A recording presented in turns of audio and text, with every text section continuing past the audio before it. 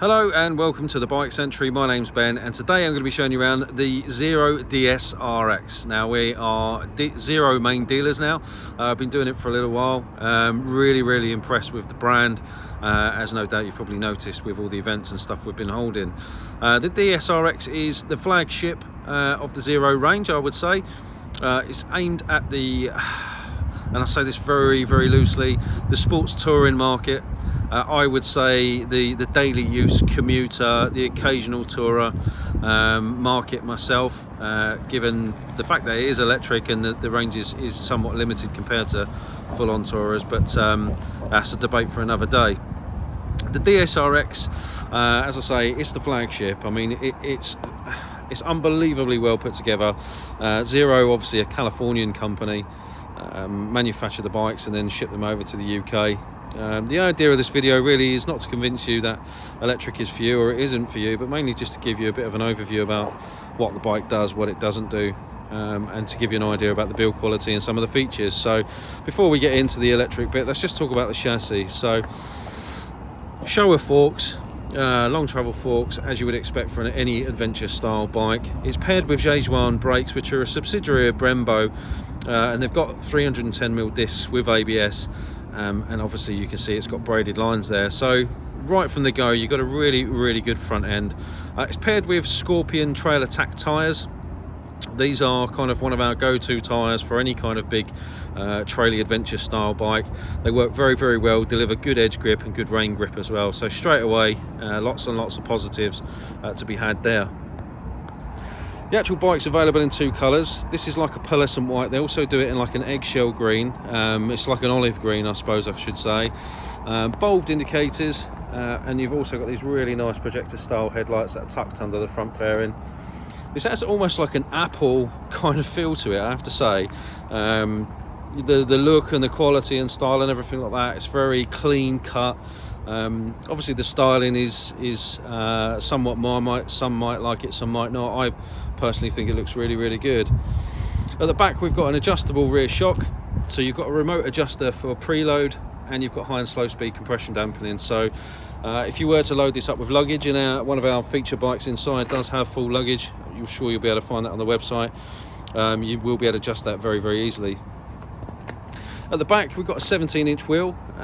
This is paired again with the Trail Attack tyres, a twin pot J1 brake on the back with a huge rear disc. This is quite a big heavy bike compared to its petrol equivalents, but what I would say is that the weight distribution is such that you don't really notice it when you're riding the bike. The only time you would notice the weight is if you try to lift it, which of course you're not going to do. The seat, I'm 5'10" on a good day and I've got 28-inch inner legs, so for me, I am on the balls of my feet with this. It is a taller bike, but I am quite confident on it, I have to say, for a bigger bike. The pillion seat is quite high respective to the rider seat, so the pillion is quite comfortable, and the distance between the rear seat and the pillion pegs is actually quite high, so really comfortable pillion position. The bike comes with an adjustable height screen, and it comes with handguards as well. So to adjust the screen on both sides, you literally roll this up and down, and it does move up or down. There's a couple of aftermarket screens for riders sort of 6'2" plus. The screen that's on the bike isn't quite enough, and we do tend to find that we're fitting some higher screens to the bike for taller riders. But the wind protection as standard for the bike is pretty good. You're pretty well jammed in to the side of the bike. There's plenty of wind protection for your legs there as well, and then obviously you've got the hand guards, the option of heated grips as well. Most of the electric bikes come with belt driver standard.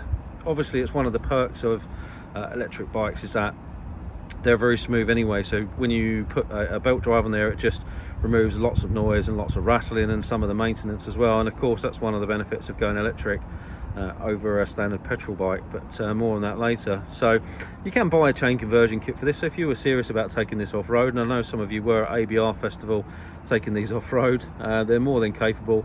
You might want to put a chain conversion on it.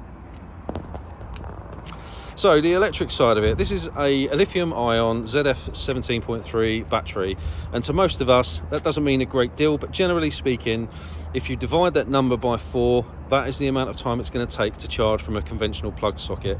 This will charge and does charge from a type 2 socket at over 16 kilowatt hours, and what that effectively means in my experience is that you can take this from 20% to 100% in 30 to 40 minutes on a type 2 charger. Now they do come with a type 2 adapter. If you want to have the standard 3-pin plug so you can charge it from home, that's an extra £350, and you can purchase that at the time of purchasing the bike as well. The powertrain comes with a 5-year warranty, and the actual bike itself a standard 2-year warranty, and that covers all of the normal stuff that you would expect from any motorcycle. It comes with 2 keys, and it also comes with the Zero app that you can download that allows you to alter some of the parameters of the bike as well. It's a free app that also gives you access to some of the charging points and all the access points around the UK. As standard, you get a TFT dash, which you can configure yourself using the app, so all of the information that's on here can be configured to suit you and your riding style. Things like, you know, the range and the current battery percentage, temperatures, all this kind of stuff can be altered, so you can change it all around. You can also pre-program maps to suit you, so you can alter things like power delivery, torque delivery, the ABS features, the traction control features, and you can also change your engine braking modes as well. So depending on how you like to ride and whether you want a lot of regen, you can change all of that in the app and upload it in real time to the bike. There's a 12-volt socket down here. There's also some 12-volt charging points just inside what would be the tank, under where the airbox would be. They can also double up as storage. If you do decide to go for additional chargers or additional battery power, that does utilise that space as well, so that's always worth bearing in mind.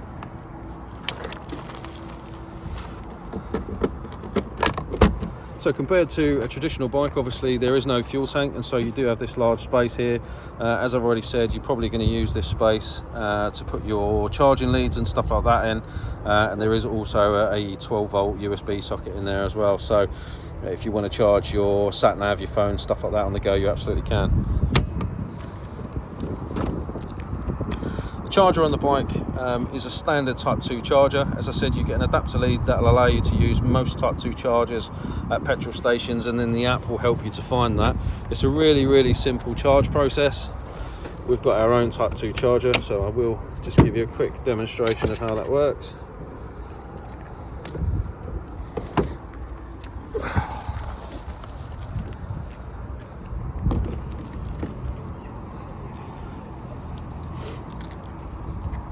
So what will happen is once the bike detects a charger, so let's just tell the charger to charge the bike. There we go. So the bike will lock the charge lead into the bike. So one of the benefits of that is that if you do park in a car charging space, you're not going to get some car driver come and yank your lead out in the middle of a charge cycle. Once the bike detects the charge, it will then display all the relevant information that you need to know about your charge rate. So it will tell you how many kilowatt hours you're charging at, your current ampage, how long you've got left, and then obviously the range respective to the bike. You can see at the moment it's not actually charging, and that's because we've set a charge target on this of 70%. The benefit of charge targets is that effectively if you wanted to do a quick splash and dash, you can tell it that you only need 70% because you know you're only going to need that to get home, and you can pre-program that into the bike using the app. There's a number of different upgrades that you can purchase for the bike from the Cypher store, which will give you more range and faster charging. Personally, I've experienced over 100 miles on a single charge with this, and I know it will go to over 110, 115 miles on a single charge, depending on how you ride it and the riding conditions. It will charge on a 16 kilowatt, I would say from 0 to 100% in just over an hour, but most people are going to be charging this from 15 to 20% up to 100%, and I have seen it go at 16.5 kilowatts in about half hour, 35 minutes. That's my own personal experiences with the bike. It obviously will depend on what electric supply you've got at home, what charger you're using, where you are in the world, etc, etc. I'm not going to lie, electric isn't for everyone. I'm not going to claim that this is going to be the right bike for you to go and do the NC500 on, but if you are the sort of person that's looking for something fun, stress-free to ride at the weekends, and or using for commuting, Most people are not going to do more than 80 to 100 miles in a single stint, and in the half an hour it takes you to have, you know, a toilet break and a coffee, a normal type 2 charger will get this back up to, you know, 80-90% easily if you continue your ride. It comes with lots of electronics, so ABS, traction control, it comes with cruise control, you can activate a reverse gear. There's lots and lots of stuff that we can talk about, lots of aftermarket accessories as well, but really what I wanted to do is just give you an overview of the bike. It's a fantastic bit of kit, and if you're at all curious about electric and you'd like to come and have a go, please feel free to do so. Come and see us. There's some great subsidies to be had on the current 2023 range, some great finance deals, 0%, all that kind of stuff. Of course we offer part exchange, so come on down and have a chat with us. That's it from me. Thanks for watching, and I look forward to speaking to you soon. Take care.